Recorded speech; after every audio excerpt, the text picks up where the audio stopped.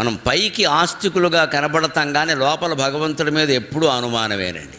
మన కోరిక తీరితే దేవుడు ఉన్నట్టు, లేకపోతే ఏమిటో దేవుడు ఉన్నాడు అంటారు, కానీ అలాగా ఉన్నాడు లేడు అంతే లెక్క.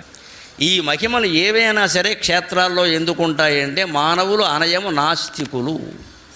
మన కోరిక తీరితే దేవుడు ఉన్నాడు అంటాం గజేంద్రులాగే, తీరకపోతే లేడంటాం. అంతేకాదు మన మనస్సు ఎంత దుర్మార్గంగా ఉంటుందంటే మన మతంలో తీరని కోరిక ఇంకో మతంలో తీరుతుందని మోకాల కొబ్బరి నూనె రాగానే గోవిందా గోవిందా. ఊళ్ళకు ఊళ్ళు మారిపోతున్నాయేమో, చాలా బాధాతప్తమైన హృదయంతో మాట్లాడుతున్నా. ఊళ్ళకు ఊళ్ళు, అందున గోదావరి జిల్లాలో జరుగుతున్నంత మత మార్పిడి దేశంలో ఎక్కడా జరగడం లేదు. ఊళ్ళకు ఊళ్ళే, రాత్రికి రాత్రే. మన బలహీనత మన కోరికలు తీరడం కోసమే దేవుడు, ఇంకేం అక్కర్లేదు మనకి.